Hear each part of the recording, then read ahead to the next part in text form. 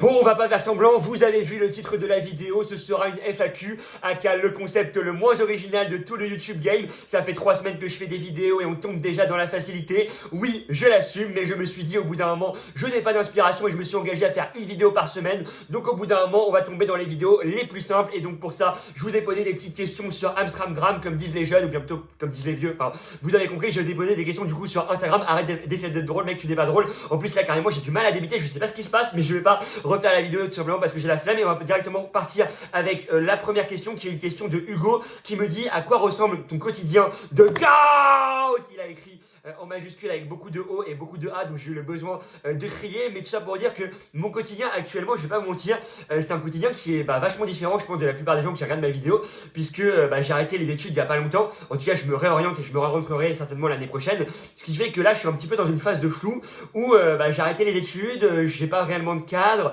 je fais des vidéos, je réponds à des mails, mais bon, faire des vidéos, ça prend pas nécessairement toute une journée, donc je vais trouver des choses à faire, mais je dors pas mal, je fais pas mal de siestes, je sens que je suis un petit peu fatigué et j'ai un petit peu un truc de mini moment de déprime du fait justement d'avoir arrêté les études parce que forcément c'est une nouvelle adaptation, c'est quand même 3 ans de ta vie parce que j'ai fait 3 ans de licence de droit, c'est 3 ans de ma vie auquel je dis au revoir et auquel je dis écoute maintenant je fais vraiment un revirement dans ma vie, un revirement vers l'instabilité du fait de faire des vidéos durant cette fin d'année, de pas savoir vers quel horizon je vais et donc forcément ça me pose énormément de questions et donc je suis un petit peu dans ce flou là qui fait que là je commence un petit peu à en sortir, à avoir un quotidien où j'arrive plus à me mettre des barrières, à me dire ok vraiment ça il faut aujourd'hui que je fasse ça, que j'ai terminé tel projet, tel truc, mais je vais pas vous mentir que ça fait 2 semaines et demie je pense à peu près que j'ai arrêté les études et que j'ai plus en cours et que j'ai plus aux examens etc.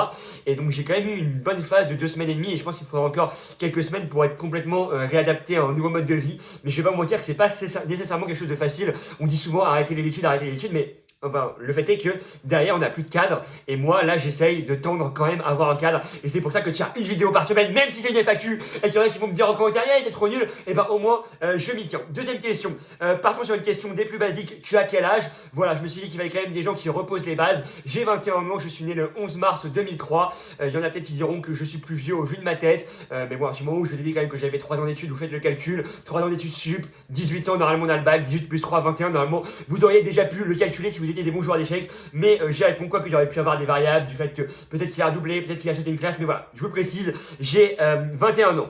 T'avais pas dit que tu coupais tes cheveux. Alors ça, j'ai voulu la mettre cette question, parce que en fait pour la story time, j'ai fait une story Instagram où j'ai dit, je suis allé chez le coiffeur, nouvelle coupe la team, tu vois, et j'ai mis la nouvelle coupe, et les gens en commentaire ils m'ont dit, 10 heures après ou 11 heures après, ils m'ont tous répondu, mais c'est quand tu mets le après. Et en fait, c'est à ce moment-là que j'ai compris qu'en fait, personne n'avait compris que je m'étais coupé les cheveux. Alors en fait, ça se voit pas trop parce qu'en fait, j'ai pas coupé là, mais je dis, oh, je l'ai hyper mal pris. Le fait que tout le monde me vanne et que tout le monde soit en mode, oh, t'as payé 20 € pour avoir exactement la même coupe. Oui, laissez-moi, chacun ses problèmes. Mais en fait, j'ai coupé derrière, sur les côtés parce que c'était le bordel. Et donc voilà, j'ai tenté un petit truc devant. Vous aimez le style, vous aimez pas le style, c'est pas un problème après tout. Mais voilà, donc tout ça pour vous dire que c'est quand tu t'es coupé les cheveux, c'était il y a 2 semaines. Et donc vous allez arrêter de me vanner là-dessus, s'il vous plaît. Ensuite, est-ce que tu pourrais m'accepter en stage?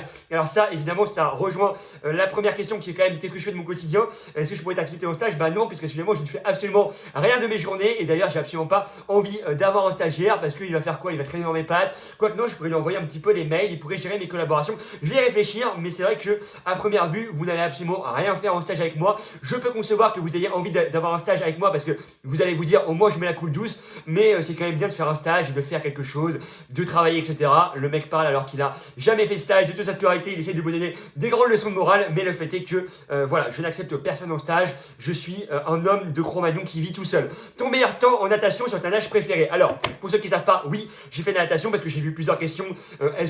Quels sont les sports que tu fais? Nanani nanana, on a l'impression que je fais pas de sport. Alors, je fais du sport, j'en ai fait plutôt. J'ai fait de la natation, j'ai commencé à 16 ans, à peu près la natation, j'ai arrêté à 19, 20 ans. Sachant qu'il y a eu 2 années de Covid, parce que j'ai commencé à 16 ans, c'était en 2019, en 2020 il y a le Covid, voilà. Je voulais pas vous rappeler des mauvais souvenirs, mais donc j'ai fait un petit peu de natation, j'ai commencé très tard, j'ai dû apprendre les culbutes, j'ai dû apprendre les virages, enfin c'est exactement la même chose, pourquoi je parle, plutôt les plongeons, les virages et les culbutes, et donc forcément ça a été difficile parce que j'apprends après tout le monde, et donc techniquement j'ai dû avoir beaucoup de choses à apprendre, et donc niveau de mes temps, pour donner un petit ordre d'idée et flex un petit peu, au 50 mètres nage libre, je faisais 25 secondes 60, au 100 mètres nage libre, je faisais 56-70, je faisais 2,06 au 200 mètres nage libre, Et en papillon, je faisais 28,5 en grand bain et au 50 mètres papillon. Et au 100 mètres papillon, je faisais 1,05. Donc voilà. Pour vous donner un petit peu un ordre d'idée, ma spécialité c'était le crawl. J'ai quasiment jamais fait de pape. Je faisais juste du pape en compétition, mais je m'entraînais pas vraiment sur le pape. Je pense que j'aurais pu être pas mauvais en papillon parce que quand même 28,5, j'aurais bien aimé aller chercher la minute en natation. Mais de toute façon, j'ai des projets avec la natation, mais je crois qu'il y aura des questions qui viendront après sur quels sont mes projets, etc. Donc voilà, je vais un petit peu pas vous spoil directement. C'est quoi le plus gros projet que tu souhaites réaliser? Ah non, mais par contre, je savais pas, je les ai mis au hasard les questions, je les ai pas vraiment triées, mais du coup, elle vient juste après, trop relou. C'est quoi le plus gros projet que tu souhaites réaliser depuis que tu as arrêté les études? Alors, il faut savoir que je suis un homme d'ambition, un homme de projet, mais qui derrière ne termine jamais ses projets. J'ai beaucoup d'idées en tête que j'ai beaucoup de mal à cadrer. Ça fait écho à ce que je vous dis, ce que je vous disais tout à l'heure, à savoir que je suis très désorganisé, j'ai beaucoup de mal j'ai beaucoup d'idées qui s'entrechoquent et en fait je ne fais rien par la force des choses. Mais dans mes gros projets, déjà là il y a l'écriture d'un recueil de poèmes parce que j'écris beaucoup. Vous avez peut-être vu que j'avais fait des concours d'éloquence, donc voilà, j'aimerais mettre mes textes d'éloquence, mes poèmes, etc. Donc je suis en cours d'écriture. D'ailleurs je recherche aussi, je vais rechercher, aller démarcher des maisons d'édition pour justement derrière pouvoir le publier, parce que ça a toujours été un rêve depuis que je suis tout petit. Quand j'étais petit, je disais j'ai envie d'être écrivain, donc j'aimerais bien écrire un livre et après potentiellement d'autres livres, cette fois-ci pas des recueils de poèmes mais des livres vraiment écrits, pas un livre tard les youtubeurs en mode ma vie, etc., mais plutôt vraiment des romans, parce que j'ai toujours eu cette envie et cette appétence avec l'écriture. Donc ça c'est l'un de mes premiers projets. Dans les projets à court terme, évidemment il y a cette stabilité sur YouTube, continuer à faire des vidéos YouTube, garder la simplicité, mais aussi me faire des petits kiffs des fois avec potentiellement des vidéos avec des plus gros guests, avec des trucs plus travaillés, pas nécessairement plus travaillés dans le, j'ai envie de dire dans la forme, mais dans le concept, et de passer surtout un bon moment avec d'autres gens, d'inviter des gens sur la chaîne YouTube. Donc forcément grandir sur YouTube, grandir sur internet et prendre du plaisir avec ça. Je sais pas combien de temps ça durera, mais ça on verra. Dans les autres projets, j'ai aussi l'écriture d'un scénario de film. J'ai toujours voulu, je pense que je serai pas un bon acteur, hein, ça c'est complètement voilà, j'ai conscience que niveau acting je suis pas forcément quelqu'un de bon et qui serait amené à faire de l'acting, mais par contre pour ce qui est d'écrire des scénarios de cinéma, ça va avec justement ce truc d'aimer écrire. Je pense que j'aimerais beaucoup écrire des scénarios de cinéma et aussi écrire potentiellement un stand-up. Voilà, ça fait partie de mes petites grosses, de mes petites idées qui germent dans l'esprit, où je me dis ok, à un moment donné il faudra que je me pose, que j'écrive un stand-up, parce que je sais que c'est un exercice qui est énormément difficile. C'est facile entre guillemets d'être drôle avec tes potes, enfin facile, trop le rôle, le mec vraiment c'est la peine. Mais ce que je veux dire c'est que c'est plus facile d'être comique dans des situations ou bien dans des petites vidéos sur internet, mais face à un public qui est pas forcément acquis à ta cause et qui a pas forcément ton humour. Je sais que c'est un métier qui est hyper difficile d'être humoriste et que c'est un métier en tant que tel, et donc j'aimerais m'y essayer un tant soit peu, parce que je sais que j'aime la scène et que je me transcende sur scène, c'est vraiment quelque chose qui me plaît. Donc que ça soit dans le métier d'humoriste ou dans un autre métier, j'aimerais y toucher à un moment donné. Donc je vais commencer à écrire voilà des premiers one man show, des premiers 10 minutes, et à me tester. Alors le prétexte, par contre, je sais que j'aurai une énorme pression parce que entre guillemets, vu que je fais des vidéos sur internet, les gens s'attendent à ce que je sois drôle, à que directement ça soit vraiment quelque chose d'hyper drôle, etc. Donc forcément tu as la peur, peut-être plus que quelqu'un qui va essayer, tu vois, entre guillemets, quand personne ne te connaît, tu te dis je vais faire un petit one man show, les gens vont pas trouver ça drôle, mais personne s'en rappellera. Alors que tu vois, peut-être que s'il y a des gens qui sont dans la salle et qui se disent ah ouais, le mec fait des vidéos sur internet, il est entre guillemets drôle sur internet, du coup ça va être chiant, parce que si je flop, t'as un petit peu cette peur d'essayer qui est un petit peu accentuée par le fait d'avoir quelques gens qui te suivent sur internet.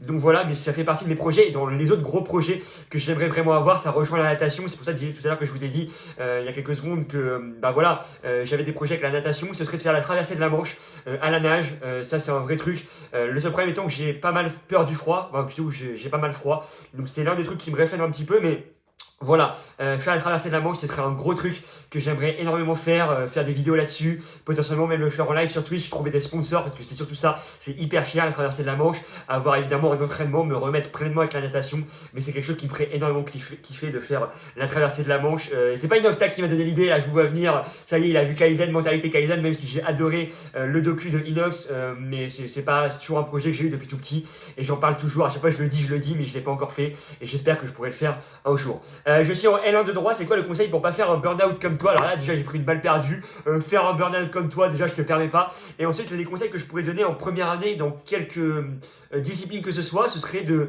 travailler, voyez en tout cas au début, de prendre, j'ai envie de dire au départ, des premiers réflexes. Vous voyez, moi en L1 de droit, le premier semestre j'ai travaillé, j'ai pris des réflexes, j'ai appris la méthodologie, et une fois que j'ai appris la méthodologie, j'ai pu dire ok, je fais plus rien de mon année, tu vois. Donc j'ai pris les premiers semestres, parce que en fait, quand on te pose les bases, c'est les bases les plus importantes. Et une fois que tu as les bases, derrière, entre guillemets, tu peux, si tu as des facilités, ou bien même si tu sais bien gérer ta manière de travailler, tu peux, entre guillemets, ne rien branler de l'année. Donc moi, c'est vraiment ce que je faisais, c'est-à-dire que le premier semestre de L1, j'ai vraiment focus la méthode, j'ai pris du temps pour les premiers partiels. C'est la première fois de ma vie où j'ai travaillé une semaine en avance, et après, chaque partiel, je révisais la veille ou l'avant-veille. Donc voilà, au moins, ça m'a permis de connaître la méthodologie de la dissertation, du commentaire d'arrêt pour ce qui est du droit, ou bien du cas pratique. Et une fois que je maîtrisais ça, et bah derrière, même si je faisais pas forcément mes TD pour m'entraîner, enfin si je les faisais au premier semestre, donc ça m'a permis de m'entraîner. Et en fait, tu vois, il y a des gens pour qui s'entraîner sur la dissertation, ça va les faire devenir meilleurs.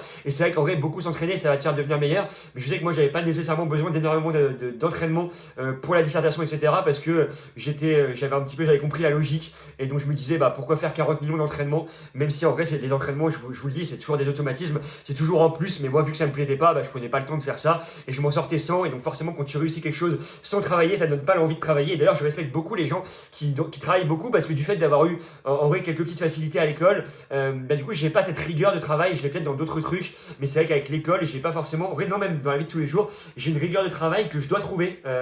J'ai beaucoup de mal à avoir une rigueur de travail parce que, bah voilà, puisque j'ai souvent réussi à me reposer, j'ai plutôt eu à me reposer sur mes lauriers et sur mes acquis. C'est vrai que j'ai eu une certaine forme de flemme, à part sur des trucs, voilà, j'ai travaillé beaucoup de trucs, mais j'ai parfois connu la flemme, donc voilà. Donc vraiment, je vous dirais, kiffez.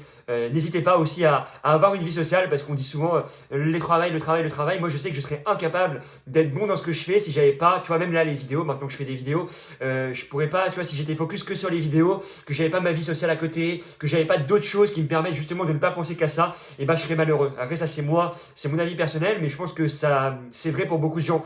Quand on s'enferme dans le surtravail de quelque chose, je pense qu'au bout d'un moment, et ben, ça devient nocif et contre-productif parce que on pense qu'à ça et du coup, on se met une pression qui est monstre, alors que si on fait du sport à côté, si on a une vie sociale et qu'on s'autorise à faire des choses à côté, et ben justement on est beaucoup plus épanoui et on réussit mieux. Donc voilà, ce serait vraiment le conseil que je vous donnerais. Des conseils pour te lancer sur les réseaux sociaux. Alors ça fait partie des vidéos que j'aimerais potentiellement vous faire, donc je vais pas trop vous en parler là, donc ce sera certainement la prochaine vidéo. Voilà, c'était juste, je l'ai pris parce que je me suis dit c'est drôle que le mec vraiment me fasse un petit teaser, mais voilà, pas se lancer sur les réseaux sociaux de manière technique, mais plutôt dans la mentalité, avoir le courage de se lancer. Je pense que ça peut être un sujet qui va être hyper intéressant à traiter, et donc je vais le faire dans une prochaine vidéo. Là, voilà, ça fait quand même 2 ans, je précise pour ceux qui viennent sur la chaîne, ils se disent le mec, ça fait pas longtemps qu'il fait des vidéos sur YouTube, ça fait quand même 2 ans que je fais des vidéos sur Insta, sur TikTok, etc. Et donc j'ai connu ce truc de toute façon de vouloir se lancer et d'avoir un petit peu le regard des gens. Donc ça, j'en ferai une vidéo à part entière qui sera certainement la prochaine ou l'après-prochaine vidéo. Mais donc voilà, c'était juste un petit peu pour teaser le truc et pour vous abonner aussi. Voilà, je place le truc aussi, et aussi voilà, c'est un petit peu le truc de youtubeur.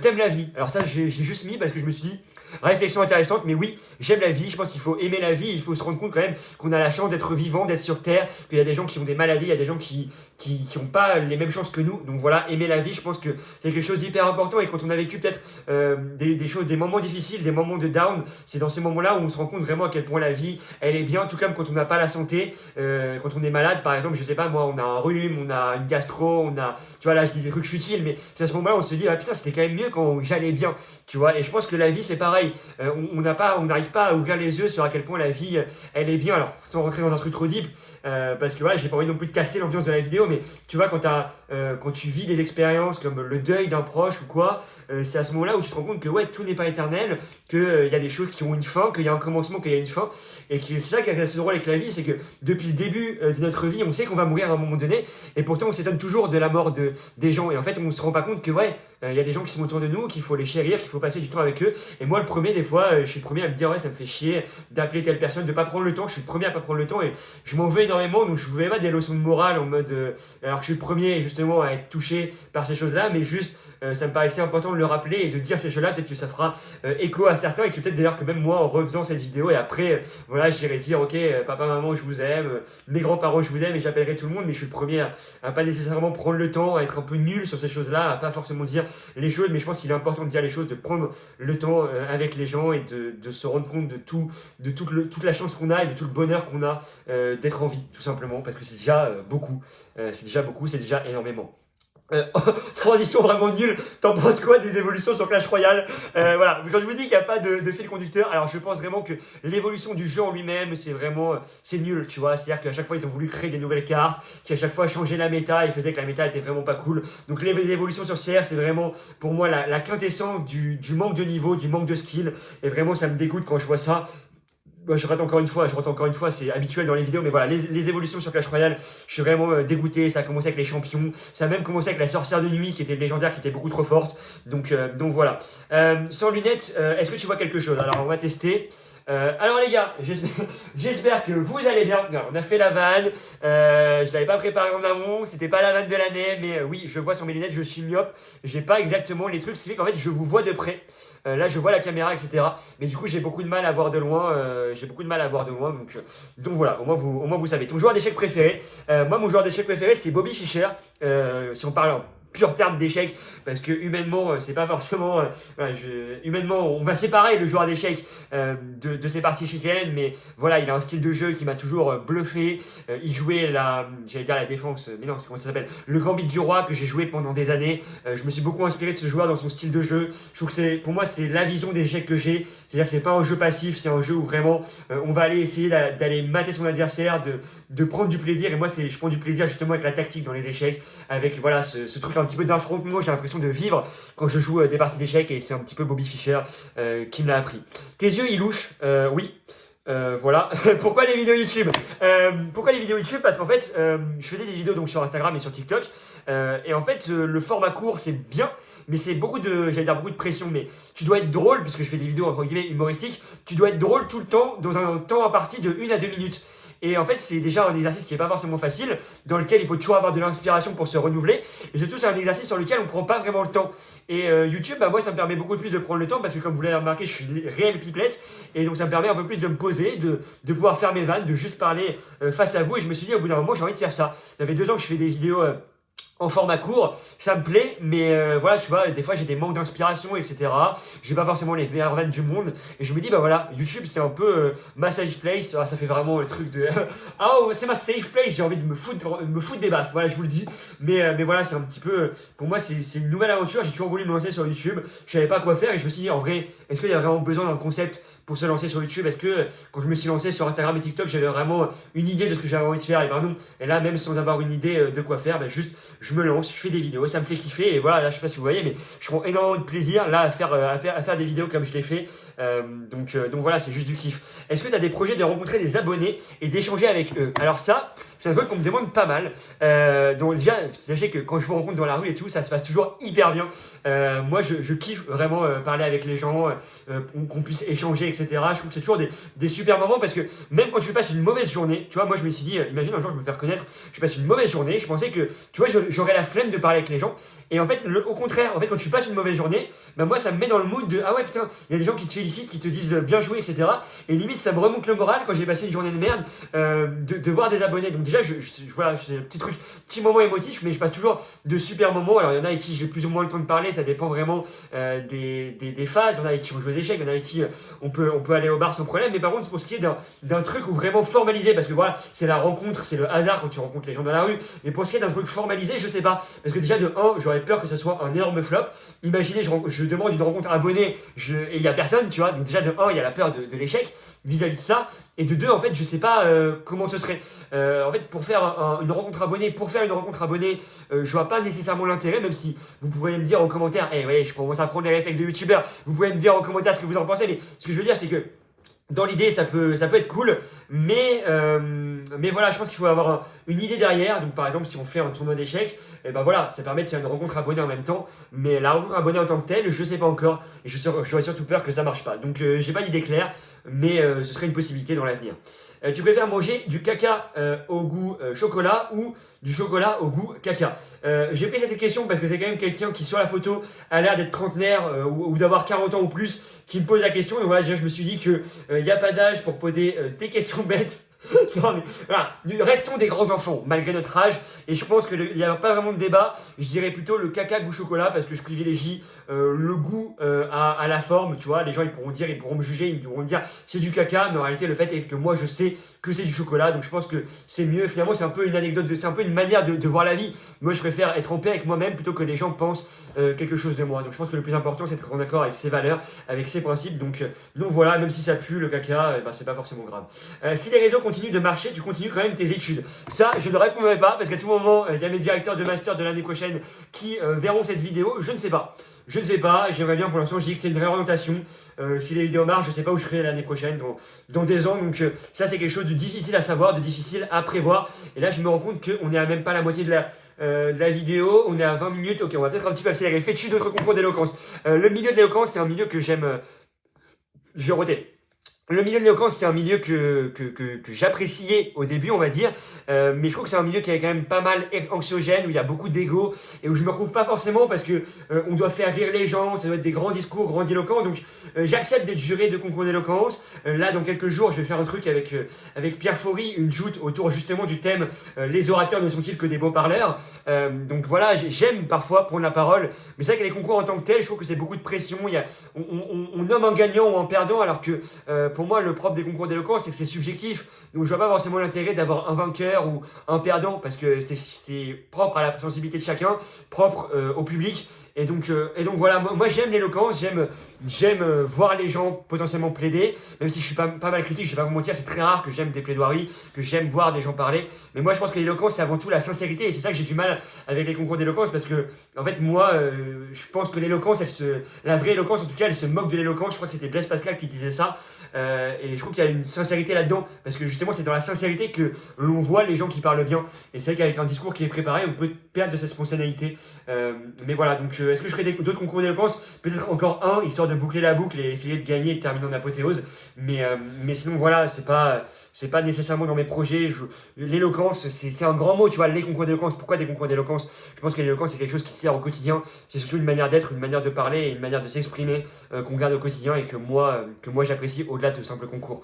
Pourquoi t'es aussi drôle? Voilà, là j'ai juste pris pour me saucer, mais voilà, merci de dire que je suis drôle. Ça me fait plaisir, Aubin. D'ailleurs, il m'a demandé dédicace en même temps, je te fais une dédicace, mon ref. Donc voilà, dédicace à Aubin.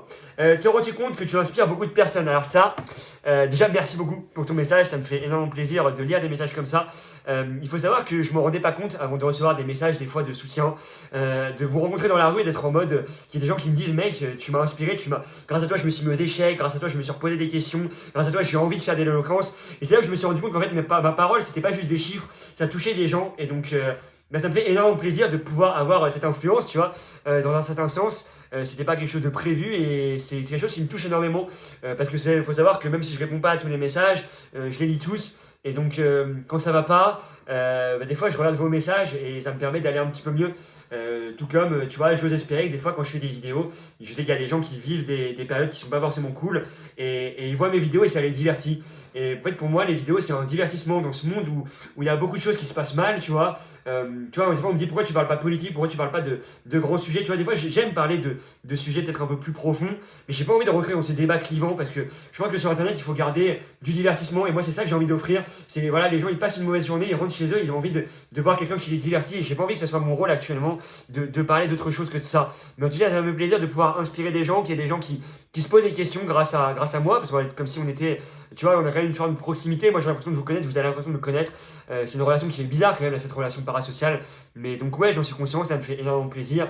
Et franchement, comme je disais tout à l'heure, c'est toujours des super moments quand on se rencontre. Quels sont tes conseils que tu donnerais à une L1 de droit? Là je me rends compte qu'en fait j'ai mis 2 fois la même question, donc voilà, j'ai répondu tout à l'heure. Donc voilà, j'ai même pas bien fait le tri des questions, donc c'est pour vous dire que c'est vraiment effrayant. Est-ce que tu es déjà sorti de chez toi dans un rayon de plus de 30 km? Alors il faut savoir que quand il y a eu le confinement, moi j'étais pas au courant qu'il y avait un confinement parce que ça n'a absolument rien changé à ma vie. Voilà, le truc des rayons de 10 km, etc. Moi, je suis un nerd. Ça fait des années que j'ai pas ouvert mes volets. Je ne sors pas de chez moi. Donc autant vous dire que confinement, pas confinement, rayon de 30 km, rayon de pas 30 km, ça m'a pas changé grand chose. Donc voilà, moi je suis plutôt casanier. De toute façon, je crois qu'il y a une question qui parlera de ça dans quelques questions. Il n'y en a plus beaucoup, vous inquiétez pas. Je sais que c'est une torture. Déjà 26 minutes de vidéo ou 24, je vois pas très bien. J'ai du mal à voir. J'ai dit que j'étais pas myope, mais en fait, enfin si, j'ai dit que j'étais myope, mais j'ai quand même du mal à voir le truc même avec les lunettes. Mais bon, bref. Donc voilà, jamais réellement sorti de chez moi. Est-ce que tu vas faire des vidéos toute ta vie où tu penses que les vidéos c'est provisoire? Moi je pense que les vidéos c'est actuellement, tu vois. Et je sais pas où ça me mènera. Je laisse la possibilité, si c'est là dans 10 ans, bah voilà, mais je sais pas de quoi la vie sera faite. Moi, je pars du principe qu'on voit de quoi demain est fait. J'aime me passionner avec beaucoup de choses, mais ce dont je suis sûr, c'est que les vidéos, ce sera une grosse partie de ma vie, que ce sera un tremplin pour moi et qu'actuellement, j'ai rien envie de faire d'autre que des vidéos, de m'amuser, de créer du contenu, de créer du contenu, c'est vraiment une phrase d'énorme enfoiré, mais voilà, de prendre du plaisir. De quoi demain sera fait, je ne sais pas. Mais j'aime ce côté un peu hasard, ce côté imprévu, ce côté instabilité. Même si je suis énormément dans le contrôle, j'aime justement ce paradoxe entre contrôle et instabilité. Donc je ne sais pas où la vie me mènera, mais je sais que peu importe où elle me mène, je n'aurai jamais de regrets, je n'aurai jamais de remords, et je pense que c'est ça le plus important. Est-ce que tu as une go? Moi, il faut savoir que j'aime pas trop le Go. Je préfère les échecs. Voilà, c'est plutôt mon jeu préféré. Donc, j'ai jamais joué au Go. Le Go, c'est vraiment, je crois que c'est plus compliqué même que les échecs. Ça a été en 2014. Il y a eu l'ordinateur qui a battu le champion du monde de Go, alors qu'aux échecs, c'était avec Deep Blue en 1998 contre Kasparov, il me semble. Donc, est-ce que tu as une Go? Donc, non, je sais pas, c'est mal formulé d'ailleurs. Est-ce que tu as une Go? C'est plutôt est-ce que tu as déjà joué au jeu de Go? Mais du coup, non. Pour répondre à la question, tu es fou. Pareil. Moi, ma pièce préférée, c'est pas le fou. J'aime beaucoup le cavalier. Si on parle en termes d'échecs. D'ailleurs, tu es fou, il a écrit EST, mais c'était ES. Voilà, je précise quand même, n'hésitez pas hein, si vous voulez aussi des conseils d'orthographe. D'où vient ton éloquence, ton intérêt pour la discipline? Mon intérêt pour la discipline, elle vient des gens que j'ai pu voir, des grands orateurs. Parce qu'en fait, pour moi, les grands orateurs, c'est pas des mecs qui font des concours d'éloquence, justement, même si j'aime beaucoup, par exemple, Pierre Fourie, etc. Mais pour moi, les grands orateurs, c'est ceux qui font des discours dans l'instant, des discours qui vont être impactants. En fait, ils font pas des discours en pensant le discours éloquent. Pour moi, un discours éloquent, c'est un discours justement de conviction, où il y a quelque chose à dire derrière. Et moi, les discours les plus inspirants, c'est les discours de Martin Luther King, I Have a Dream, les discours de Robert Badinter, par exemple, tu vois. Pour moi, c'est ça, l'éloquence. C'est pas, c'est d'ailleurs, c'est des trucs qu'on montre en concours d'éloquence, mais qui, en fait, justement, quand je vous disais l'éloquence, la vraie éloquence se moque d'éloquence, c'est que c'est pas quelque chose qui est pensé pour être éloquent. Et c'est ça que j'ai du mal avec ces concours d'éloquence, comme je vous le disais tout à l'heure, c'est ce côté théâtral et on pense l'éloquence et on veut faire de l'éloquence. Et je pense que quand on veut faire quelque chose, justement, parfois, justement, on s'éloigne de ce qu'est la chose en elle-même, de sa pureté et de sa sincérité. Donc voilà, c'est de là que ça me vient. Est-ce que j'ai des conseils? Être sincère, je pense que c'est ce qu'il y a de plus important. Sortais-tu beaucoup dans les bars de Lille quand tu faisais tes études là-bas? J'ai pris cette question parce que justement ça me paraissait important de parler un petit peu, même si je comptais aussi en faire une vidéo générale sur le monde des études. Mais moi j'ai toujours été quelqu'un d'hyper casanier. Et c'est vrai que j'ai toujours eu du mal à sortir. Si je suis hyper sociable dans la vie de tous les jours, paradoxalement, dans le milieu des soirées, je ne suis pas sociable. Je n'aime pas ce milieu-là. Il y a des gens qui boivent, moi je ne bois pas. Il y a ce truc il y a une différence entre moi aux soirées, les gens aux soirées, comme si tout le monde était super extraverti. Il y avait et qu'ils n'étaient pas vraiment eux-mêmes. Bien ils se découvraient. Pour moi, ils se découvrent pas. Ils sont une autre version d'eux-mêmes. Et j'ai l'impression aussi que il y a ce truc de on n'a pas. J'aime bien les discussions vraiment profondes avec des gens. Et il y a un peu ce truc de small talk que j'ai du mal à faire aux soirées. Donc non, je sortais pas tant que ça. Je fais des fois l'effort de sortir et en vrai, je vais pas vous mentir qu'en ce moment, j'aime bien des fois sortir de temps en temps. Mais voilà, tu vois, je fais cet effort-là, mais c'est pas quelque chose qui me transcende, tu vois. Les sorties, j'aime bien passer des petits temps en bar avec des gens, mais des grosses soirées, des trucs comme ça, ça n'a jamais des trucs qui m'ont fait plaisir. Ah voilà, là on a l'enchaînement. Es-tu puceau? Ton body count? T'es célib déjà pour est-ce que t'es puceau et ton body count? Je vous dirais que je reste évidemment focus sur les échecs. Ce sera ma seule réponse. Les échecs avant tout. Vous n'avez pas à me poser des questions comme ça. Moi je suis un joueur d'échecs sicilienne, écossaise. Je vous parle pas de meuf. Moi je vous parle d'ouverture. Pour moi c'est ce qu'il y a de plus important. Donc je répondrai sur ces questions comme ça. Et pour la question de est-ce que t'es célib? Oui, je suis célibataire, mais je suis surtout focus sur les échecs, sur les vidéos et sur le fait de devenir le GOAT de YouTube. C'est quoi la prochaine vidéo sur YouTube? Comme je vous l'ai dit, ce sera certainement une vidéo sur comment se lancer sur YouTube. Donc voilà, et c'est la prochaine vidéo, c'est aussi cette vidéo-là, parce que du coup le mec il a dit cette question en pensant quelle sera la prochaine vidéo, et du coup c'est cette vidéo-là qui est la prochaine vidéo, donc la vidéo FAQ. En fait il faut penser par rapport au temps, parce que du coup, pas la prochaine vidéo, en fait je sais pas s'il pensait la prochaine vidéo par rapport à maintenant ou par rapport à avant, qui du coup est celle-là. Je sais pas si vous avez compris ce que je voulais dire, mais moi je me suis compris. Allez, plus que 5 questions, on est à 30 minutes de vidéo, c'est la vidéo la plus longue de la chaîne. Quelle est la taille de qui a capté. Voilà, quelle est la taille 2? Je pense qu'il voulait dire quelle est ta taille debout. Voilà, je me permets de compléter ce qu'il voulait dire. Quelle est ma taille debout? Je fais 1m88. pour 92 kilos. Voilà, comme ça au moins vous avez mes mensurations et on est bien. Comment tu as réussi ta première année de droit sans travailler? Je viens de me rendre compte que tu avais 3 fois.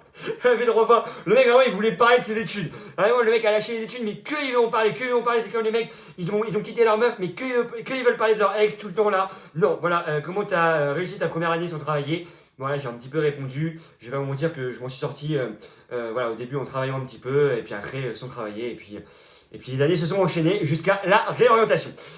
Pourquoi avoir arrêté les études de droit? Ça, c'est juste pour me faire une auto-promo. Il y a une vidéo tout simplement qui est déjà sur ma chaîne. D'ailleurs, je voulais aussi vous en profiter justement pour vous remercier. Elle a fait plus de 100 000 vues et ça me fait énormément plaisir pour une première, même pas une première vidéo, mais je ne m'attendais pas à ce qu'il y ait autant d'engouement. Donc ça m'a fait énormément plaisir.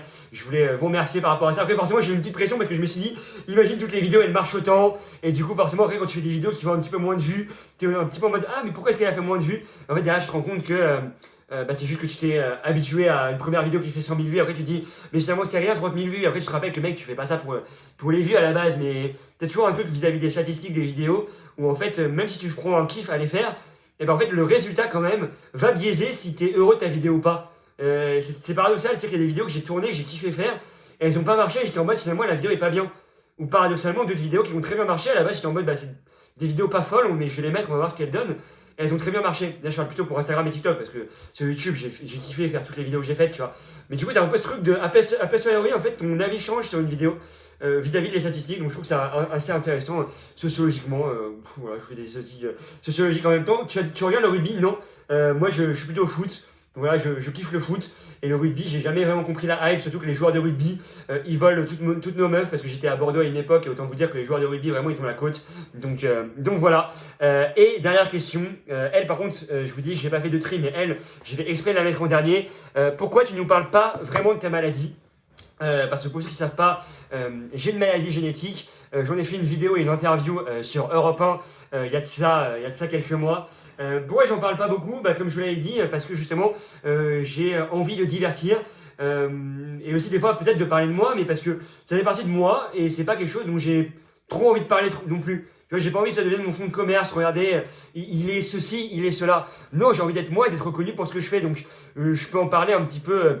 Quand j'en parle, c'est pour aider des gens qui sont dans la même situation que moi ou qui ont connu les mêmes choses que moi. C'est plutôt dans une optique d'aider, que les gens puissent potentiellement se retrouver dans mon discours et dans mon parcours. Mais c'est pas tant pour me livrer parce que bah, moi, j'estime avoir fait le travail vis-à-vis de moi-même et c'est quand même, j'ai pas envie de dire quelque chose de personnel parce que justement, d'en parler, ça le rend impersonnel, mais surtout, ça permet de faire en sorte. Ouais, voilà, je fais brouillon, mais j'en parle parce que justement, je me dis que moi, à l'époque, j'aurais aimé que des gens qui ont vécu la même chose que moi fassent des vidéos YouTube, fassent des interviews ou fassent des poèmes, parce qu'à la base, c'était un poème, un texte que j'avais écrit vis-à-vis de ça, en parle et que je puisse me retrouver là-dedans. Donc voilà, et sinon, j'ai pas trop envie d'en parler dans les vidéos YouTube. Si on me pose la question dans la rue, voilà, je peux répondre aux questions, il n'y a aucun souci, j'ai pas de tabou vis-à-vis de ça, mais c'est juste que faire une vidéo par rapport à ça, c'est pas forcément quelque chose qui me vient. Peut-être qu'un jour ça me viendra d'en reparler ou de parler d'autres choses, tu vois, de recréer peut-être des fois avec vous, avec des trucs un petit peu plus deep sur, tu vois, sans recréer quand même, j'aime garder un truc de vie privée un minimum, tu vois, évoquer des sujets sans les évoquer en profondeur, les évoquer en surface, dire les choses sans trop les dire. Sur internet parce que la vie privée, moi c'est quelque chose quand même d'un temps soit peu, vous allez dire, même si tu parles beaucoup de toi, mais je pense qu'il est quand même important de garder un minimum et d'avoir une frontière vis-à-vis de ça. Donc voilà, on termine sur une note un peu moins joyeuse. En tout cas, j'espère que cette vidéo vous aura plu dans la globalité. N'hésitez pas à vous abonner, c'est l'une des vidéos les plus longues de ma chaîne. Ça m'a fait énormément plaisir en tout cas de la faire. Vraiment, j'ai pris beaucoup de plaisir là en plus, parce que je vous l'ai peut-être remarqué, mais j'ai un débit de parole qui est différent. Le fait peut-être d'avoir un cadre avec les vidéos, même si c'est encore une fois de l'improvisation, mais d'avoir un cadre avec les questions, ça me permet d'enchaîner déjà plus facilement que quand j'ai absolument aucun outil à côté. Donc voilà, n'hésitez pas à vous abonner, n'hésitez pas aussi à liker la vidéo, à commenter si vous avez des choses à dire, et aussi surtout pour le référencement, je vais pas vous mentir. Donc je vous dis à la prochaine, je vous souhaite le meilleur. Il est quand même important de vous dire que je vous souhaite le meilleur, que j'espère que vous allez réussir dans tous vos projets. Je vous dis ça à chaque vidéo, mais je pense que voilà, peut-être qu'il y a derrière ton écran, qui est derrière ton écran, peut-être que tu passes des moments difficiles. J'espère que cette vidéo t'aura permis, je bégaye, de passer un meilleur moment. Et je vous dis à la prochaine, je vous fais des gros bisous. Ciao, ciao.